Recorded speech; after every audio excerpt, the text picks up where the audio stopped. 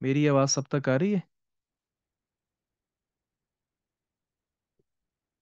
جی جی سر، سر الحمدللہ۔ جی آج کی نشست میں ہم انشاءاللہ پڑھنے والے ہیں حدیث نمبر 663 سے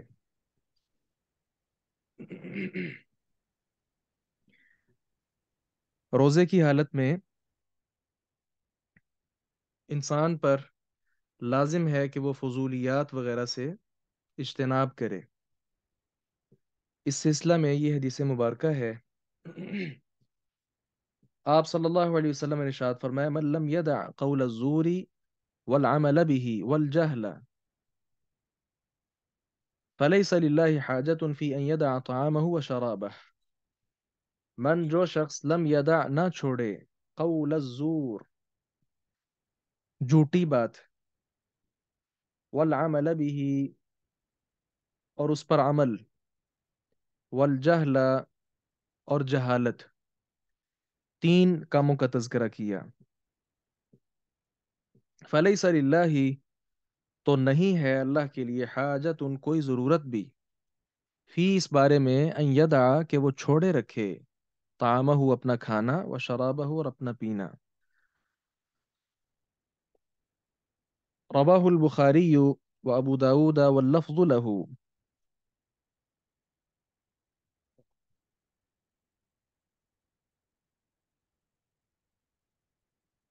اللہ اکبر کبیرہ۔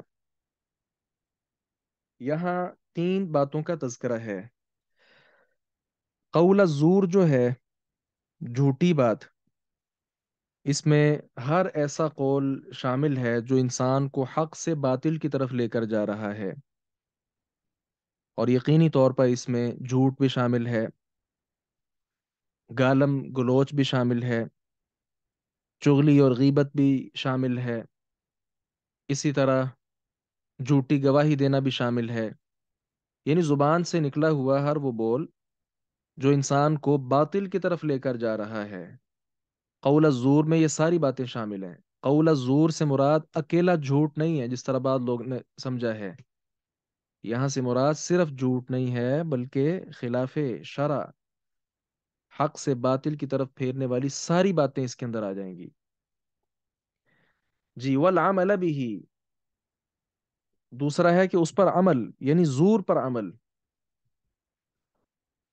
یعنی قول الزور ہو گیا اور یہاں عمل یا العمل بالزور، اس سے مراد ناجائز کام ہے، اور اس میں لوگوں کے ساتھ جو زیادتی والا عنصر ہے وہ اس کے اندر پایا جاتا ہے۔ اس میں آپ دیکھیں تو ظلم ہے، ظلم کسی کے ساتھ کیا جا رہا ہے اور عملی طور پر یہ کیا جا رہا ہے۔ اسی طرح خیانت کی جا رہی ہے، دھوکہ دیا جا رہا ہے، کسی کا مال لوٹا جا رہا ہے، لوگوں کو تکلیف پہنچائی جا رہی ہے، وغیرہ وغیرہ، یہ ساری چیزیں العمل بھی میں شامل ہیں۔ اور تیسری صورت ہم نے پڑھی والجہل، جہل میں بے وقوفی، پاگل پن اور اس طرح کی حرکات، یہ ساری صورتیں اس میں شامل ہیں۔ دیکھیں یہ تین کام جو ہیں یہ روزے کے بغیر بھی ممنوع ہیں، لیکن آپ جانتے ہیں کہ مقام وغیرہ کو مد نظر رکھیں تو نیکی یا بدی وغیرہ اس کی سنگینی یا اس کا اجر وغیرہ بڑھ جاتا ہے۔ ایک ہے کہ انسان عام جھوٹ بول رہا ہے، ایک ہے کہ وہ اللہ کے نبی پر جھوٹ بول رہا ہے، ایک ہے کہ وہ اللہ پر جھوٹ بول رہا ہے، سنگینی یقیناً زیادہ ہے۔ ایک ہے انسان عام کسی مقام پر بیٹھ کر جھوٹ بولتا ہے، ایک یہ ہے کہ وہ اللہ کے گھر میں بیٹھ کر جھوٹ بولتا ہے۔ تو گویا حالات، واقعات، مقامات وغیرہ کے بدلنے کے ساتھ جزا، سزا، عقاب وغیرہ یہ ساری چیزیں بھی بدل جاتی ہیں۔ اسی طرح عام حالت میں بھی، یعنی روزے کے بغیر بھی جھوٹی بات کہنا، جھوٹ پر عمل کرنا، جہالت اور بے وقوفی کے کام اور حرکات وغیرہ کرنا ممنوع ہے، لیکن روزے کی حالت میں بالاولیٰ ممنوع ہے۔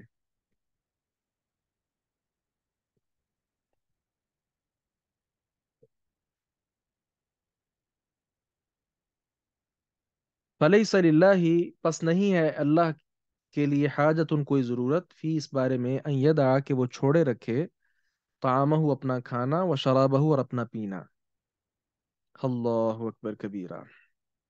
روزہ جو ہے نا وہ صرف پیٹ کا نہیں ہوتا، روزہ صرف پیٹ کا نہیں ہوتا، بلکہ روزہ جو ہے وہ انسان کی تربیت کرتا ہے۔ یوں کہہ لیں کہ روزہ ایک درس گاہ ہے جو آپ کو حلم سکھاتا ہے، آپ کو صبر سکھاتا ہے، آپ کو سچ کی تلقین کرتا ہے، اور اسی طرح اچھے اخلاق کا آپ کو عادی بناتا ہے، اور اسی طرح اچھے اقوال اور اچھے اعمال کی طرف وہ آپ کی رہنمائی کرتا ہے۔ یہ جو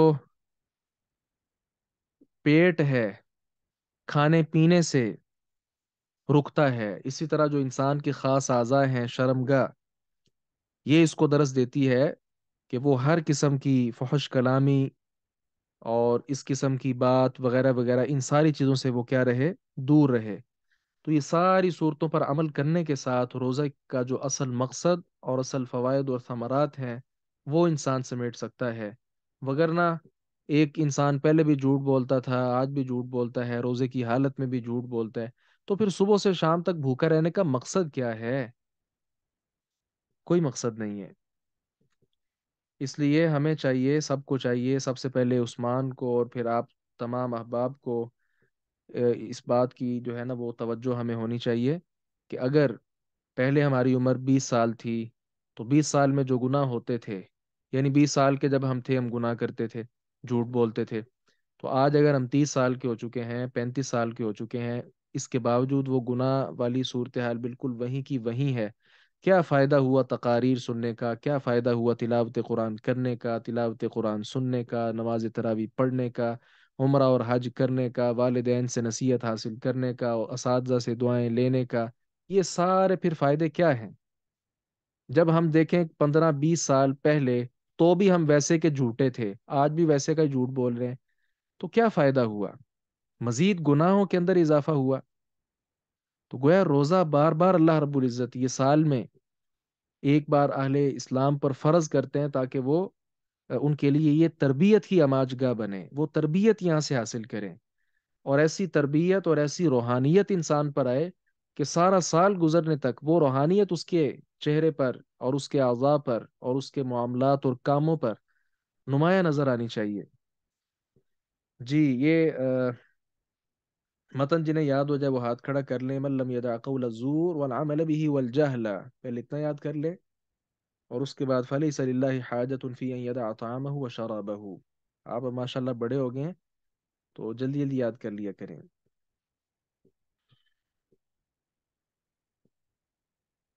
جی اذان علی سنائیے۔ السلام علیکم ورحمۃ اللہ۔ وعلیکم السلام ورحمۃ اللہ وبرکاتہ۔ اور جی جی سنائیں، آپ کی آواز آ رہی ہے۔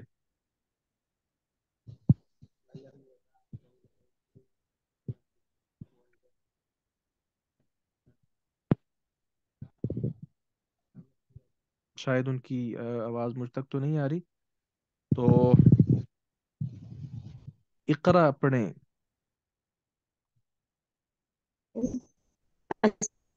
ورحمۃ اللہ وبرکاتہ۔ وعلیکم السلام۔ قال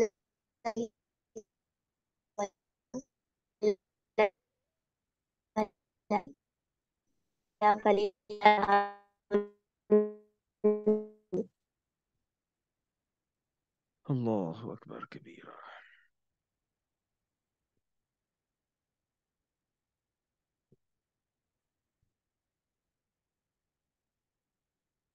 سر آواز نہیں آ رہی۔ ہاں مجھے بھی نہیں آ رہی، شاید ان کے ہاں ایشو ہوگا۔ جی ابو انس پڑھیں۔ قال رسول اللہ صلی اللہ علیہ وسلم من لم يدع قول الزور والعمل به والجهل فليس لله حاجة في أن يدع طعامه وشرابه۔ ماشاء اللہ۔ ہم آگے بڑھتے ہیں۔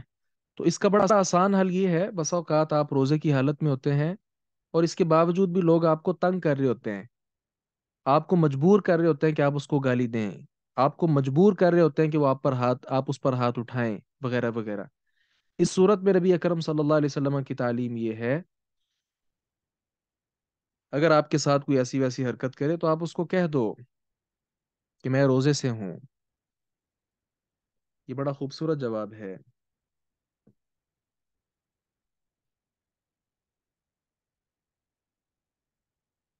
جی ہم آگے بڑھتے ہیں۔ انسان پر اگر اپنے آپ پر قابو پا لینے کی اس کے اندر صلاحیت ہے تو اس صورت میں وہ اپنی بیوی کے ساتھ، اپنی اہلیہ کے ساتھ محبت بھری مجلس جو ہے نا وہ اس میں وہ شرکت کر سکتا ہے۔ امی جان بیان فرماتی ہیں، کان رسول اللہ صلی اللہ علیہ وسلم، رسول اللہ صلی اللہ علیہ وسلم تھے، یقبلو، آپ بوسہ دیتے، وہ ہوا اس حال میں کہ آپ صائم، روزے سے ہوتے، روزے کی حالت میں آپ اپنی اہلیہ کو بوسہ دیتے، وہ یباشرو، اور مباشرت کر لیتے تھے، وہ ہوا اس حال میں کہ وہ صائم، روزے سے ہوتے، ولکنہ، اور لیکن وہ املککم، تم میں سب سے زیادہ ضبط کرنے والے تھے، کنٹرول کرنے والے تھے، لِأَرْبِهِ، یا پھر لِإِرْبِهِ، اپنی خواہش پر۔ عائشہ رضی اللہ عنہا کا بیان کہ رسول اللہ صلی اللہ علیہ وسلم اپنی اہلیہ کو بوسہ دے دیتے اور مباشرت کر لیتے روزے کی حالت میں، لیکن وہ تم سب سے زیادہ اپنی خواہش کو کنٹرول کرنے والے تھے۔ اس حدیث مبارکہ کا مطلب یہ ہے کہ روزہ دار آدمی اگر وہ اپنے آپ پر کنٹرول رکھتا ہو، مطلب کنٹرول کا مطلب یہ ہے کہ وہ یہ نہیں کہ بوسو کنار کے ساتھ ہی وہ جو ازدواجی تعلق ہے وہ قائم کرنا شروع کر دے، مطلب وہ اپنے آپ پہ ضبط ہی نہ کر سکے تو وہ آگے بڑھ جائے، تو آپ بوسہ بھی دے دیتے تھے روزے کی حالت میں، اس کے ساتھ روزہ نہیں ٹوٹتا۔ اور اسی طرح آپ مباشرت فرماتے تھے۔ مباشرت، اس پر پہلے شاید ہم نے بات کی ہے، ایک ہوتا ہے مباشرت اور ایک ہوتا ہے جماع، ان دونوں میں فرق ہے۔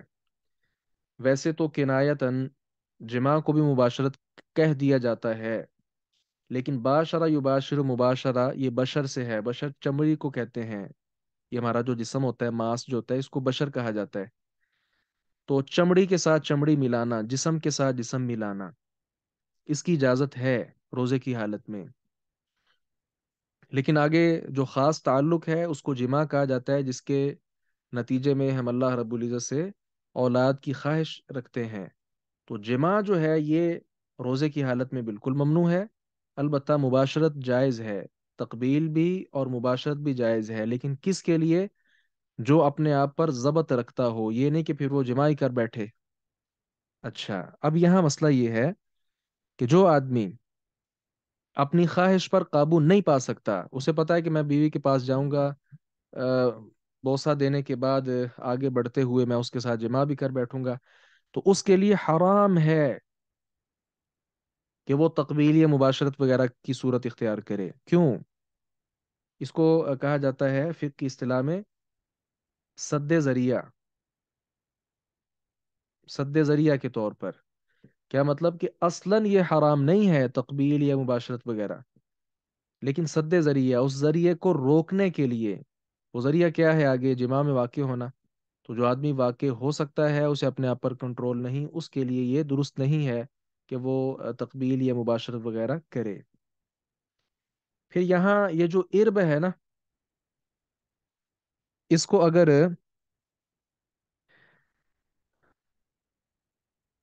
ارب پڑھا جائے، حمزہ یعنی کہ فتح کے ساتھ پڑھا جائے، تو اس سے مراد شہوت ہوتی ہے، یعنی حمزہ کے فتح کے ساتھ پڑھیں تو اس سے مراد شہوت ہے، اور اگر حمزہ کے کسرہ کے ساتھ ارب اس کو پڑھیں تو اس سے مراد ذکر ہے، انسان یعنی مرد کا جو خاص حصہ ہے، اس کے مخصوص اعضاء، شرمگاہ جو ہے، اس پر یہ لفظ بولا جاتا ہے۔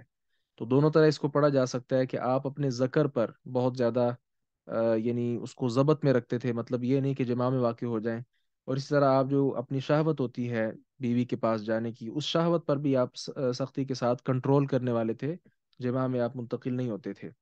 تو حدیث مبارکہ اپنے مفہوم میں بالکل واضح ہے، چند چیزیں میں نے بیان بھی کر دی۔ یہاں سے ایک اور بات سمجھیے، امام طحاوی کی کتاب ہے شرح معانی الاثار، شرح معانی الاثار میں جلد نمبر 2 اور صفحہ نمبر 95 پر عائشہ رضی اللہ عنہا سے مروی انہوں نے ایک روایت نقل کی ہے،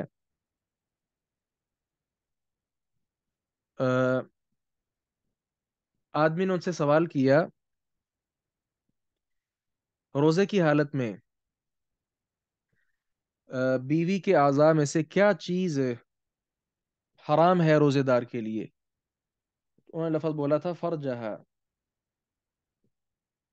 بیوی کی خاص اعضاء جو ہیں شرمگاہ، یہ روزے دار کے لیے حرام ہے، اس کے علاوہ باقی جو اعضاء ہیں اس سے استمتاع یعنی فائدہ اٹھانا وہ کیا ہے، جائز ہے۔ اسی طرح امام عبد الرزاق نے بھی اپنی کتاب مصنف میں امی جان عائشہ رضی اللہ عنہا سے اسی طرح کا ایک اثر نقل کیا ہے۔ بات واضح ہو گئی؟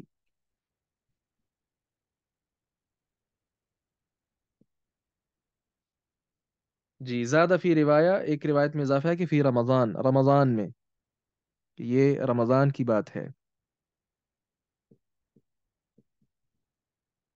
جی ہاں جی، عبد الرحمان لکھتے ہیں تو وہ کفارہ ہے نا پھر۔ سینگی لگوانا روزے کی حالت میں یہ کیسا ہے؟ عبداللہ ابن عباس رضی اللہ عنہما سے روایت ہے، نبی اکرم صلی اللہ علیہ وسلم سے روایت کرتے ہیں، احتجما، آپ نے سینگی لگوائی، وہو محرم، اس حال میں کہ آپ احرام میں تھے، احرام کی حالت میں تھے، واحتجم، اور آپ نے سینگی لگوائی وہو صائم، جبکہ آپ روزے کی حالت میں تھے۔ معلوم ہوا روزے کی حالت میں سینگی لگوانا کیا ہے، جائز ہے۔ ایک بات یہ ہے، اس پر ہم دو تین روایتیں پڑھ کے پھر اس پہ بات کرتے ہیں۔ اگلی روایت شداد بن اوس رضی اللہ عنہ کی ہے، رسول اللہ صلی اللہ علیہ وسلم عطا آئے علی رجل، ایک آدمی کے پاس، بالبقی، بقی میں، بقی الغرقد جو ہے نا جس کو جنت البقیع کہتے ہیں، وہ ہوا یحتجم فی رمضان، جبکہ وہ رمضان میں سینگی جو ہے نا وہ لگا رہا تھا، تو آپ نے فرمایا کہ افطر الحاجم والمحجوم، سینگی لگانے والا اور جس کی سینگی لگائی جا رہی ہے، جسے حجامہ لگایا جا رہا ہے، دونوں کا روزہ ٹوٹ گیا، افطرا، ٹوٹ گیا دونوں کا روزہ۔ اچھا، یہاں ہم نے پڑھا تھا کہ نبی علیہ السلام نے خود روزے کی حالت میں پچنا لگوایا ہے، سینگی لگوائی ہے۔ یہ سینگی آپ جانتے ہیں، ہمارے ہاں اس کو کپنگ کہتے ہیں، طریقہ علاج ہے یہ، جو واقف نہیں ہے وہ ہاتھ کھڑا کریں، جو سینگی سے پچنا سے کپنگ کا جو ذریعہ ہے، طریقہ علاج، اس سے واقف نہیں ہے وہ ہاتھ کھڑا کر لیں۔ جی، شہزاد صاحب نے ہاتھ کھڑا کیا ہے، روبینہ حنیف نے کیا ہے، یعنی باقی سب ماشاءاللہ جانتے ہیں اس کو، ٹھیک ہے۔ نہیں سر، جانتے، یہ پہلے اٹھایا تھا اس حدیث کے لیے، الحمدللہ اچھا ہم اچھا اچھا، جانتے اوکے ہیں۔ Okay okay. جی، عبداللہ ذوالفقار کہہ رہے ہیں کہ میں نے لگوائے تھے، ماشاءاللہ، ٹھیک ہے۔ اچھا، روبینہ کو نہیں معلوم تو ان کو ہم بتا دیتے ہیں۔ بسا اوقات یہ ہوتا ہے کہ آپ کے یعنی اعضاء میں، یعنی مثال بازو پہ تکلیف ہے، کوئی زخم ہے یا کوئی اور اس طرح کی چیز ہے، تو اس پر یہ ہوتا ہے کہ کپ ہوتے ہیں آج کل شیشے کے اور پلاسٹک وغیرہ کے بھی ہوتے ہیں، تو وہ جو حجام ہے سینگی لگانے والا، وہ وہاں پنچ لگاتا ہے، ٹک لگاتا ہے، اور اس کے ساتھ پھر ہوا وغیرہ کے ذریعے اس میں سے جو بلڈ ہے اس کو نکالا جاتا ہے، اور اس کے ساتھ فائدہ یہ ہوتا ہے کہ وہ چونکہ جراثیم وغیرہ والا ہوتا ہے، اس کے ساتھ وہ خارج ہو جاتے ہیں جراثیم وغیرہ، اور وہاں سارا جو بیماری وغیرہ کا اثر ہے وہ ختم ہو جاتا ہے۔ ہمارے بھائی جان ہیں بڑے، اللہ تعالیٰ ان کی حفاظت فرمائے، وہ بچپن سے ان کا مسئلہ تھا، سر میں درد رہتا تھا، حافظ قرآن، عالم دین ہے ماشاءاللہ۔ ہم حدیث کلاس جو ہے نا وہ پڑھ رہے ہیں، اور وہ اس وقت ترجمہ کلاس اس وقت کرواتے ہیں، اور آپ میں سے کچھ طلبہ طالبات ان کے ساتھ پڑھ بھی رہے ہیں، تو ان کا یہ بچپن سے ایشو تھا، تو ان کا جو ہے حجامہ کروایا، تو 3 کپ لگوائے تھے ان کے، ماشاء اللہ. اس کے بعد آج تک انہیں یہ عارضہ پیش نہیں ہوا. اس سے پہلے معجون کھائی، اور جو ہے نا وہ دیگر ادویات، وہ طب والی ہوں یا جو ہے نا وہ ہومیو کی ہو یا ایلوپیتھک ہو، کوئی بھی ہو، کسی کے ساتھ کوئی فرق نہیں پڑا. تو یہ نبی اکرم صلی اللہ علیہ وسلم کے دور سے اب تک چلا آ رہا ہے. موجودہ دور میں زیادہ جو آگے ہے وہ چائنا ہے، اور چائنا سے ہی یہ کپ وغیرہ بن کے یہاں آتے ہیں. تو آپ اندازہ کر لیں کہ طریقہ علاج ہمارا ہے اور اختیار کنہوں نے کیا ہوا ہے. جی. تو اس روایت میں ہم نے پڑھا کہ آپ نے کہا کہ وہ جو حجام ہے اور وہ جو محجوم ہے، حاجم محجوم، دونوں کا روزہ ٹوٹ گیا ہے. اس پر ایک تیسری روایت بھی یہاں ہے، اس کو بھی انشاءاللہ ہم ساتھ دیکھتے ہیں، پھر بات کرتے ہیں. انس بن مالک رضی اللہ عنہ کی روایت ہے. میں کال کریں اور کہیں کہ صحیح نہیں ہے، دوبارہ بھیج.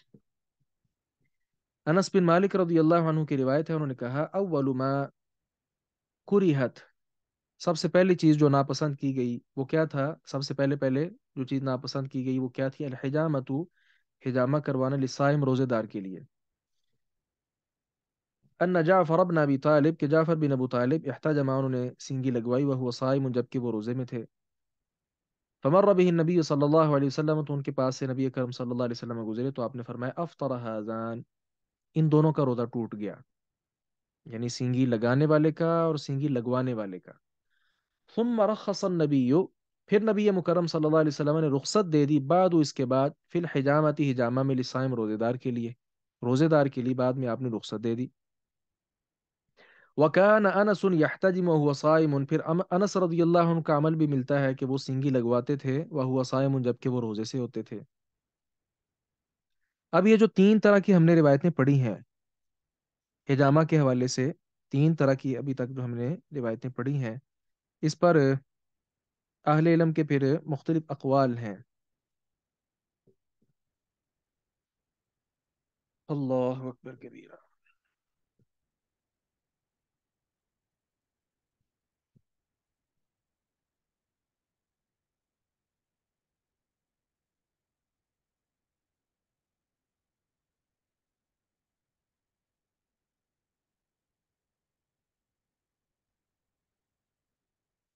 پہلا قول یہ ہے جو جمہور اہل علم کا ہے، اور بعض صحابہ کرام سے بھی، وہ کیا ہے؟ جواز.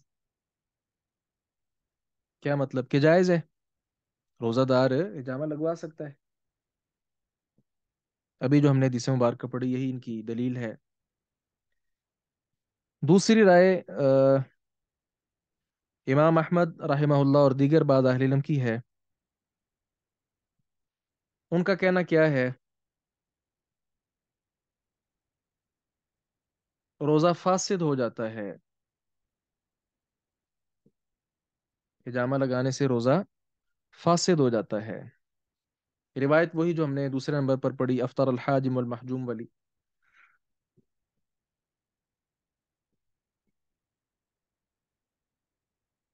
جی یہ دو ہی آراء ہیں. تو اس میں واللہ عالم جو پہلی رائے ہے جواز والی، جس میں جمہور اہل علم، امام مالک، امام شافعی، ابو حنیفہ وغیرہ شامل ہیں، تو یہ رائے زیادہ قوی ہے. اس کی وجہ یہی ہے کہ نبی اکرم صلی اللہ علیہ وسلم نے لگوایا، بلکہ یہ بڑی واضح ہے کہ ثم رخص النبی بعد فی الحجامۃ للصائم صلی اللہ علیہ وسلم، یعنی پہلے مکروہ تھا، ناپسندیدہ تھا، ناجائز تھا، بعد میں آپ نے خود رخصت عنایت فرمائی ہے، اور پھر صحابہ کا اس پر عمل بھی ہے. تو گزشتہ جو روایات ہیں افطر حاضان یا افطر الحاجم والمحجوب، ان کو کہا جائے گا کہ یہ روایتیں منسوخ ہیں. منسوخ کا مطلب اب ان پر عمل نہیں کیا جائے گا. اور یہ جو روایت ہے ثم رخص النبی والی، اس کو کہیں گے ناسخ، جو منسوخ کرنے والی روایت ہے. تو جب ناسخ اور منسوخ 2 طرح کی روایتیں ہوں، اصول یہ ہے کہ ناسخ پر عمل کیا جاتا ہے. واضح ہے؟ تو حجامہ جی لگوایا سر. جا سکتا ہے. اچھا یہاں بات یہ ہے کہ جس نے حجامہ لگوایا اس کا تو خون وغیرہ باہر نکلا، لیکن جو لگانے والا ہے اس کو کیوں کہا گیا کہ اس کا روزہ بھی ٹوٹ گیا؟ اس کی وجہ یہ ہے، اس وقت کپنگ کا سسٹم نہیں تھا. اس کو سینگی بولتے ہیں، سینگی لگوانا. یہ سینگ سے سینگی کا لفظ ہے. یہ جو گائے وغیرہ کا سینگ نہیں ہوتا، یہی الگ کیا جاتا، اور اسی کے ساتھ اوپر جو آپ کو اس کا کنارہ نظر آتا ہے، اس میں سے ہلکا سا سوراخ کرتا آدمی، اور وہ سینگ آدمی کی جلد پر رکھتا اور اس پر ٹک وغیرہ لگاتا بلیڈ وغیرہ کے ساتھ. اور اس کے بعد اوپر وہ جو اس کی جو ہے نا وہ چونچ بن جاتی ہے، نوک، وہاں سے وہ ہوا کے ذریعے یعنی اپنے منہ کے ذریعے اس کو کھینچتا تھا. تو اس طرح وہ خون جو ہے وہ بسا اوقات ہو سکتا ہے کہ اس کے بعد جراثیم وغیرہ اس کے حلق میں بھی منتقل ہو سکتے ہوں وغیرہ وغیرہ. اس وجہ سے جو حجام ہے اس کی کمائی کے حوالے سے آپ نے فرمایا کہ یہ ناپسندیدہ ہے. لیکن آج کل چونکہ وہ صورت زائل ہو چکی ہے، لہذا اہل علم کا کہنا یہ ہے کہ اب انشاءاللہ اس کی کمائی کا حکم یہ نہیں، اب انشاءاللہ بالکل ٹھیک ہے. لیکن اس کے باوجود بھی کچھ کراہت تو بہرحال موجود ہے، کیونکہ جسم کے مختلف اعضاء پر بیماری وغیرہ کے حساب کر کے تو پھر یہ لگانا پڑتا ہے. شیخ صاحب اس میں جو ہم نے کہا کہ یہ روایت جو ہے، ایک تو وہ جس میں آیا کہ رخصت ہے، رخص ہے جو آئے ہیں، لیکن اس روایت کے بارے میں ہے نا وہ جو ابن تیمیہ وغیرہ کا موقف ہے کہ وہ شاید منکر ہے روایت یا ضعیف ہے. تو کیا وہ اس کے ساتھ مطلب اس روایت کو منسوخ کر سکتے ہیں ہم، جو مطلب جو پہلے ہے؟ نہیں نہیں، اس کو نہیں کر سکتے نا، کیونکہ یہاں صراحت ہے، یہاں صراحت ہے کہ پہلے پہل حجامہ یہ مکروہ تھا، ناجائز تھا. بعد میں جی آپ نے رخصت دے دی اور پھر انس رضی اللہ عنہ کا عمل بھی آ گیا. وہی اس میں وہ روایت مطلب صحتاً وہ روایت صحیح ہے؟ کیا جی ہے اس کا جی حکم؟ جی. جزاک اللہ. اور دوسرا وہ ایک ہے حدیث جو مبارکہ ہم مزید پڑھیں گے. جس میں پہلا حدیث جس میں آیا کہ رسول اللہ صلی اللہ علیہ وسلم نے حجامہ کیا اور وہ روزے کی حالت میں تھے. ہم وہ جیسے فقہا کا یہ ہے کہ وہ ایک عمل ہے رسول اللہ صلی اللہ علیہ وسلم کا فعل. میں سمجھ گیا ہوں آپ کی بات، کہ امت کے لیے جو ہے نا وہ قول کو کہا جاتا ہے، وہ بات ٹھیک ہے. لیکن اس کے ساتھ اسی لیے حافظ بن حجر رحمہ اللہ نے انس بن مالک والی روایت پیش کی ہے. جس مطلب عمل وہ تو صحابہ ہوتا ہے نا کا ہے. قول اور فعل کا جب ہو نا آپس میں تفاوت، تو پھر جی اصول جی یہ ہے کہ امت کے لیے جو ہے نا قول وہ زیادہ مقدم. راجح ہوگا، مقدم جی ہوگا. لیکن یہاں تو وہ بڑی صراحت آ گئی کہ آپ نے رخصت دے دی، اور رخصت اپنے آپ کو تو نہیں نہ دی جاتی، جی ظاہر ہے وہی امت کو ہی مسئلہ دی تھا ہے. کہ مطلب یہ روایت مجھے پتہ نہیں تھی، اس لیے میں بارک اللہ. جی. السلام اب علیکم. یہاں ایک حدیث ہم مزید میں نے ذکر کیا، ہم انشاءاللہ پڑھیں گے، وہ ہے روزے کی حالت میں سرما وغیرہ لگانا.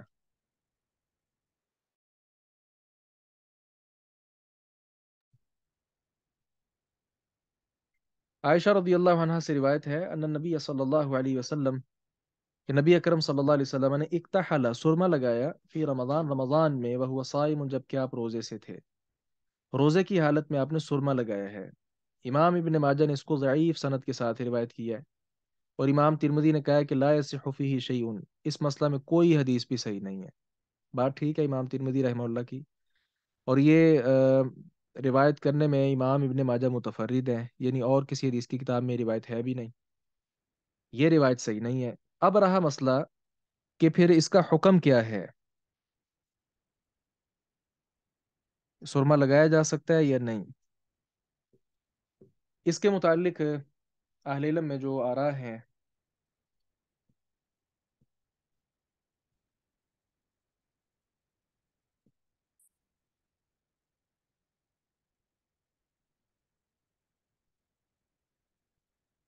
جی، پہلی رائے یہ ہے کہ سرما لگانا ممنوع ہے، اور ساتھ ساتھ اگر کسی نے لگا لیا سرما تو اس کا روزہ باطل ہو جائے گا. یہ امام احمد رحمہ اللہ کی رائے ہے. اسی طرح امام سفیان عبداللہ ابن مبارک، امام اسحاق، ان سب کی یہ روایت ہے۔ ان کے پاس دلیل کیا ہے؟ ان کے پاس دلیل سنن نبی داؤد کی روایت ہے۔ آپ صلی اللہ علیہ وسلم نے سرمے کے حوالے سے بات کی اور پھر فرمایا تھا لیت تاقی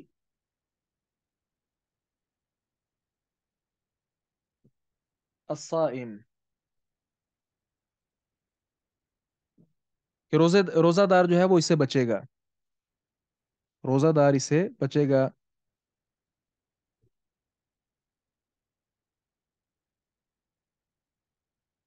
یہ سنن نبی داؤد میں 2377 نمبر پر روایت ہے۔ یہ ان کی دلیل ہے کہ آپ نے فرمایا کہ لیتقی الصائم، روزہ دار اس سے بچے سرمے سے، تو ان کا کہنا یہ ہے کہ ممنوع ہے، اور اگر کسی نے روزے کی حالت میں سرما لگایا تو اس کا روزہ باطل ہے۔ دوسری رائے جو ہے وہ جواز والی ہے۔ ان کی دلیل یہ ہے کہ منع والی کوئی روایت بھی صحیح نہیں، یہ ابو داؤد والی روایت بھی ضعیف ہے، سنن نبی داؤد والی جو ہم نے روایت پڑھی ہے یہ ضعیف ہے۔ امام یحییٰ ابن معین نے اس روایت کو منکر کہا ہے، بالکل ہی صحیح نہیں۔ واللہ عالم یہی رائے درست معلوم ہوتی ہے۔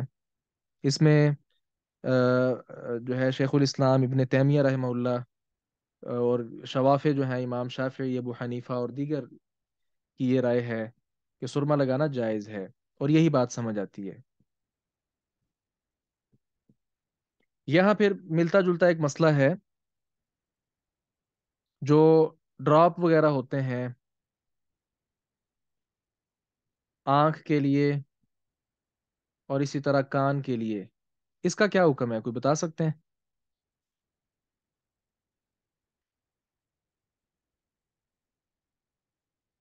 جی اگ- اگر جی تو شیخ، دوائی کا اثر اگر تو دوائی کا اثر جو ہے وہ گلے تک نہ پہنچے تو پھر لگا سکتے ہیں، ورنہ نہیں۔ اس میں یعنی یہ بات چونکہ اجتہادی مسئلہ ہے، ہمیں زیادہ تر اس میں بھی جواز معلوم ہی ہوتا ہے، کیونکہ سرما بھی جو لگایا جاتا ہے وہ آنکھ تک ہاں، ہوتا ہے، اور یہ آنکھ تک ہی رہتا ہے زیادہ تر، اور ڈراپس وغیرہ وہ ایک دو قطرہ ہی ڈالنا ہوتا ہے، یہی حکم کان کا ہے۔ لیکن جو ہے نا ناک میں ڈراپ وغیرہ ڈالنا وہ بالکل ممنوع ہے، کیونکہ وہ ڈائریکٹ نیچے معدے تک پہنچتا ہے حلق کے ذریعے، اور اس کی روایت وہ آپ پڑھ چکے ہیں، وبالغ فی الاستنشاق الا ان تکون صائما، یعنی روزے کی حالت میں آپ نے مبالغے کی اجازت نہیں دی۔ اس کی وجہ یہی ہے کہ وہ ڈائریکٹ نیچے معدے تک جاتا ہے، تو آنکھ یا کان وغیرہ کے لیے جو قطرات وغیرہ ہوں ان کا استعمال درست ہے انشاءاللہ۔ ناک وغیرہ جو ہے یعنی اس میں ادویات وغیرہ ڈالنا یہ درست نہیں ہے۔ شیخ اس میں ہے نا یہ ایک کہ جو چیز غذا والی ہوگی، غذا کے لیے ہے تو آنکھ میں نہیں ڈالتے ہیں، وہ اور کان میں بھی نہیں ڈالتے ہیں غذا وہ کی۔ غذا والی بات اور ہوتی ہے، وہ انجیکشن وغیرہ کی بات کرتے ہیں لوگ۔ جی شیخ، اور یہ جو یعنی ناک کا مطلب ناک میں ڈالنے کا اس حدیث میں ہے کہ وبالغ فی الاستنشاق لیکن الا ان تکون صائما، وہ مطلب استنشاق جو ایک انسان ہمیشہ کر رہا ہے کہ، لیکن یہاں پر ایک ہے وہ کہ جو بطور دوا استعمال کر رہا ہے کہ ایک دن میں 3 بار 4 بار ڈالنا پڑتا ہے، جو لیکن کہ بات میرے وہی ہے ساتھ کہ استنشاق میں مبالغے سے منع آپ نے اس لیے کیا کہ وہ معدے تک چلے جاتا ہے پانی، تو یہاں بھی صورتحال تو یہی ہے۔ یہ کسی نے لکھا ہے کہ ناخن کاٹنے کے متعلق بھی بتا دیں، اکثر اسٹوڈنٹ پوچھتے ہیں اس بارے ناخن کاٹنا کیسا ہے، روزہ تو نہیں ٹوٹتا؟ جی ناخن کاٹنے کے ساتھ تو کوئی تعلق نہیں ہے روزے کا، جسم سے جو اعضاء میں سے جو بھی نکلتا ہے، یعنی خون نکلتا ہے، نکسیر ہے، رعاف ہے، قلس ہے وغیرہ وغیرہ، یا حجامہ بھی ہم نے پڑھا، یا آپ بال کاٹتے ہیں یا بال مونڈتے ہیں یا بال نوچتے ہیں، جی ناخن تراشتے ہیں، اس کے ساتھ روزے پر کوئی اثر نہیں پڑتا۔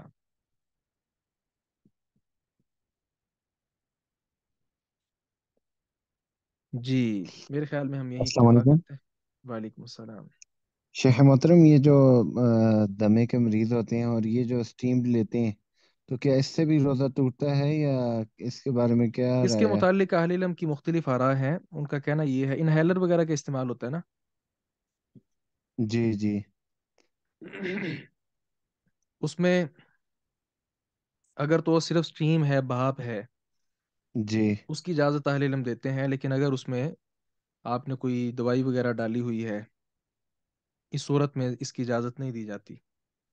اور وہ مریض کے حکم میں ہے، جی مریض بندہ روزہ صحیح. نہ رکھے تو زیادہ بہتر ہے.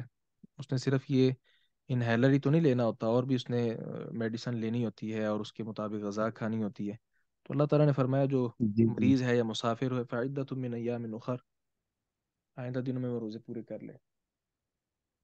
جی صحیح، جزاکم اللہ خیر.